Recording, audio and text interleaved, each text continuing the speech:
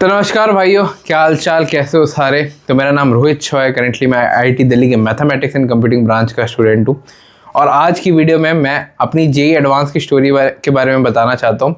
बहुत बच्चे में से पूछते हैं कि भैया आपने एडवांस लेवल इतना कम टाइम में कैसे कवर किया। आपने खुद बोला आपके मेंस 1 में बहुत कम परसेंटाइल थी, वहाँ से आपने मेंस 2 क्रैक करा, फिर एडवांस के लिए मूव करा। आपने कैसे करा इतने कम टाइम में? बहुत बच्चों का ये क्वेरी रहता है। एंड और भी सारी चीज़ों को मैं एड्रेस करूंगा without showing any QR code, है ना। कोई क्यूआर कोड नहीं है इस वीडियो के लिए। और एक छोटा सा गिफ्ट आप सभी बच्चों के लिए, मैं एडवांस के जेईई एडवांस के मटेरियल आपको इस वीडियो के पिन कमेंट में ही आपको प्रोवाइड कर दूंगा। तो आपको कहीं भी पैसे देने की जरूरत नहीं है। Everything will be free of cost in my channel. बस एक छोटी सी रिक्वेस्ट रहेगी, मैं बहुत टाइम से ट्राई कर रहा हूँ 5000 लाइक्स वीडियो पे हो जाए। तो यार आप लोग प्लीज़ संभाल लेना, ये आपके जितने भी अकाउंट है आप संभाल लेना। यहाँ से अपनी स्टोरी के बारे में स्टार्ट करता हूँ और आपको बहुत सारी चीज़ें प्रिपरेशन एंड इन जनरल, मतलब किसी भी कम्पिटिटिव एग्जाम के लिए प्रिपरेशन कर रहे हो और वो भी एडवांस जैसे एग्जाम, उसके लिए कैसे माइंडसेट और प्रिपरेशन करनी है उसके बारे में बहुत ही एक क्लियर आइडिया लगेगा। तो कहानी शुरू होती है जब मेरा बोर्ड एग्जाम हो गया था। मेरा मेंस 1 भी हो चुका था और बोर्ड एग्जाम भी हो चुका था। एंड अब यहाँ से मेरे को क्रैक करना था जेईई एडवांस के लिए, ठीक है। एंड ये वीडियो सबके लिए यूजफुल रहेगी जो आईआईटीज़ को अपना टारगेट बना के चल रहा है, जो आईआईटी दिल्ली, बॉम्बे या रुड़की टॉप 7 आईआईटीज़ में जाने का सपना देखते हैं। Not NITs. एनआईटीज़ बहुत अच्छा कॉलेज है बट आईआईटीज़ की बात ही अलग है।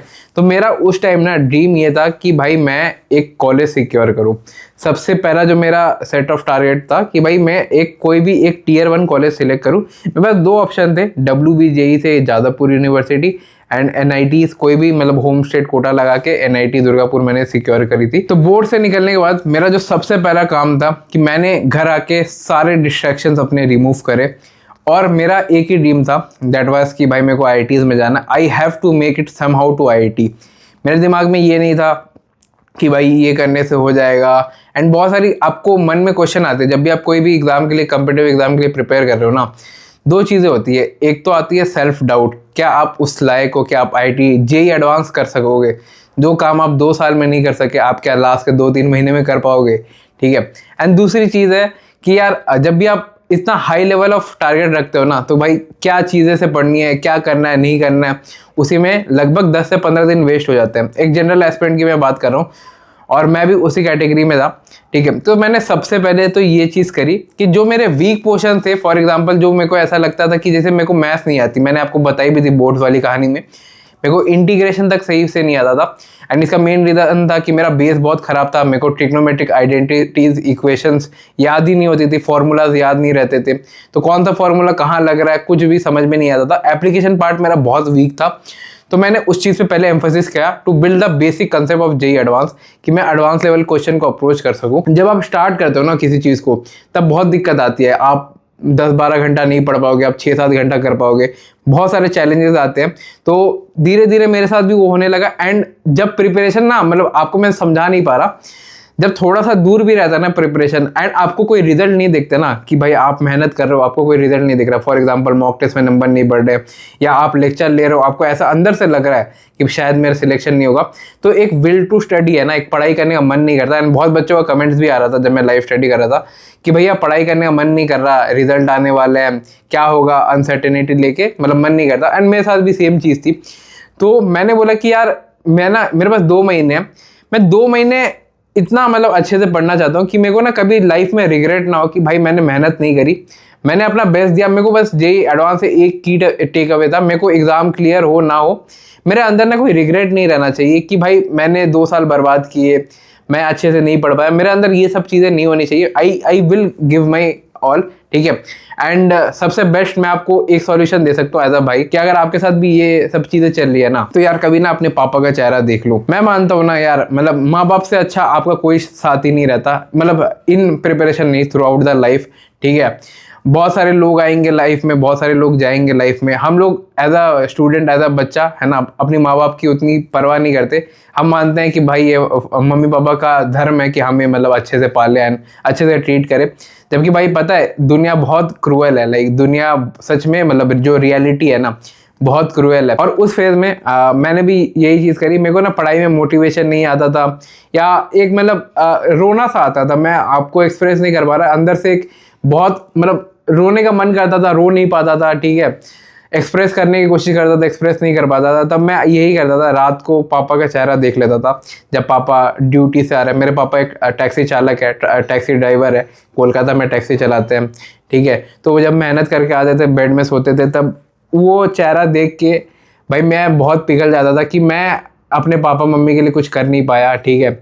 मैं इनके लिए एक वेस्ट प्रोडक्ट हूँ। इन्होंने तो अपना सब कुछ दिया, पैसे दिए, मेरे को प्राइवेट स्कूल में भेजा, मैंने कुछ भी मांगा तो दे दिया, मॉड्यूल खरीद के दे दिए, नोट्स खरीद के दे दिए, कभी भी पूछा नहीं कि भाई, हमेशा मतलब सोचते थे कि ये बड़ा आदमी बनेगा। और मैं एक डिसअपॉइंटमेंट था मेरे फैमिली के लिए कि भाई मैंने पढ़ाई नहीं करी। और भाई वो मैं अपनी कामचोरी मानता हूँ उसमें कि मेरे को एक सीरियस एस्पिरेंट की तरह पढ़ना चाहिए था, मैं नहीं कर पाया वो चीज़। तो उस दिन मेरे को कुछ कुछ चीज़ें पता चली। और एज अ भाई आज मैं आपको एज अ ब्रदर आपको समझाना चाहता हूँ कि दुनिया ना बहुत ज़्यादा क्रूएल है। आपको कोई कितना भी बोले, कोई कितना भी आपका प्यारा सगा बन जाए, ठीक है, यहाँ कोई किसी का सगा नहीं है।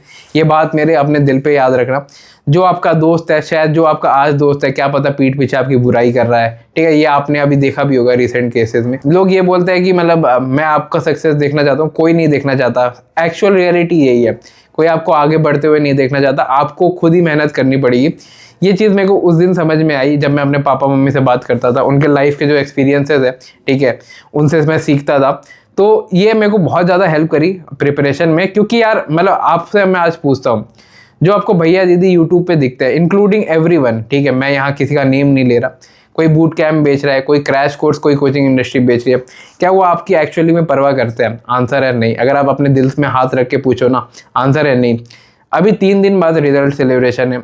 जिन बच्चों का सिलेक्शन है उनका इंटरव्यू आएगा, जिनका सिलेक्शन नहीं हुआ उनको कोई पूछेगा भी नहीं कि भाई are you fine, are you doing fine, है ना, आप आईआईटी में फेल हो गए, आप सही हो। जबकि सबसे ज़्यादा ज़रूरत उनको होती है जो बच्चे फेल हो जाते हैं। जो बच्चे सक्सीड कर गए वो तो भाई चिल्ला है कि भाई कॉलेज जाएंगे, वहाँ नई लाइफ स्टार्ट होगी। तो यही रियलिटी, आपको ये चीज़ समझनी पड़ेगी कि no one is for your preparation, ठीक है। मैंने एडवांस के टाइम में मेरा माइंडसेट बहुत क्लियर था कि भाई मेरे को आईआईटी जाना है, मेरे साथ कोई नहीं है, कोई कितना भी सगा दोस्त हो, क्या पता पीठ पीछे मतलब चाहता नहीं कि मैं आईआईटी जाऊं। तो मैंने उस फेज में अपने आप को जोन आउट कर दिया कि मैं किसी से बात नहीं करता था, मैं अपने घर वालों के साथ ही रहता था। एंड हर दिन मैं अपने मम्मी को अपडेट करता था कि मम्मी आज मैंने 8 घंटे पढ़ाई करी, 10 घंटे पढ़ाई करी। एंड भाई बहुत ज़्यादा अच्छा लगता था वो चीज़, क्योंकि अब मैं ऐसा मानता था कि मैं अपने फैमिली के लिए कुछ कर रहा हूँ। ये मोटिवेशन मेरे अंदर थी। और ग्रेजुअली मैंने 1 महीने 1.5 महीने तक जे एडवांस के पहले 19 घंटे पुल ऑफ करे। मेरे माइंड में ये नहीं था कि भाई नींद कम मिलेगी, खाना कम मिलेगा। मेरा ये था कि भाई पापा को एक बार आईआईटी लेके जाना है। क्रैश कोर्सेज बहुत सारे आते थे कि भाई ये क्रैश कोर्स ले लो, आपको 99 परसेंटाइल दिला देंगे, आपको तो जे एडवांस करवा देंगे। बट एक्चुअल रियलिटी मैं आपको बताऊं तो भाई जे एडवांस के लिए कोई क्रैश कोर्स, कोई बैच काम नहीं आता। बैच तो आप लोग सब 2 साल से कर ही रहे हो, क्या आपको इंप्रूवमेंट मिला? जे एडवांस एक ऐसा एग्जामिनेशन है, या जेई मेंस भी एक ऐसा एग्जामिनेशन है जो आपको खुद से डेवलप करना पड़ेगा। मैंने उस टाइम पे थ्योरी लेक्चर्स बहुत कम कर दिया था एडवांस के पहले। मैं क्वेश्चन सॉल्विंग या क्वेश्चन पे ज़्यादा फोकस करता था। एंड मेंस जैसे पास आ रहा था तो मैंने ये प्रायोरिटी रखी कि भाई मैं मेंस अच्छे से करूँगा, फिर एडवांस पे शिफ्ट होऊंगा। मेरा ये नहीं था कि भाई एडवांस फोड़ना है तो एडवांस लेवल स्टार्टिंग से करने लगा। और एक फैक्ट मैं आपको बताता हूँ, अगर आप अपना मेंस अच्छे से तैयारी करते हो ना, 50 to 60% ऑफ द एडवांस जो क्वेश्चंस है वो वहीं कवर हो जाते हैं। क्योंकि एडवांस में ना ऐसा नहीं पूछा जाता कि हर एक क्वेश्चन एडवांस का टफ है। मैंने जे एडवांस 2022 का अपीयर किया था, जो कि हिस्ट्री का 2nd टफेस्ट एग्जामिनेशन था। उसमें भी बहुत सारे क्वेश्चन ऐसे थे जो मेंस लेवल थे या मेंस लेवल से भी नीचे थे, जो आपको ऐसे ही पकड़ा दिए थे कि भाई आप सॉल्व करो। तो एक रैंकर जो है हमेशा वो क्वेश्चन को टारगेट करता है जो भाई बहुत ईजी होते हैं, जो तो श्योर शॉट करके आना ही है। तो मैंने अप्रैल अटेम्प्ट में अच्छे से फोकस किया। और उसी बीच में मैं थोड़ा बहुत एडवांस का कंसेप्ट, या थोड़ा जैसे नहीं होता कि एडवांस लेवल 3 के क्वेश्चन वगैरह करने लग गया था। मॉड्यूल या कोई रैंकर डीपीपी वगैरह होती थी, एलएन की या पीडब्ल्यू की, तो वहीं से मैं कर लेता था, उसमें मेरे को दिक्कत नहीं होती थी। मेरा ये था कि भाई कॉलेज एक सिक्योर हो जाए, जादवपुर यूनिवर्सिटी या एनआईटी। एंड मैंने बाद में फिर दोनों ही सिक्योर कर लिया, मेरी प्रिपरेशन इस लेवल पे थी। एंड भाई अपने भाई पे एक बार ट्रस्ट करो। वीडियो का लाइक केम 5000 रखा है, एक बार पूरा कर देना। मैं आपको कभी डिसअपॉइंट नहीं करूँगा और हर एक चीज़ आपको फ्री में दूंगा, ठीक है। ये मेरा वादा है था भाई। सब्सक्राइब कर देना। मिलता हूँ किसी और वीडियो में। ये एक प्योर ऑनेस्ट स्टोरी थी जो मैंने आपको एक्सप्रेस करी। बाय।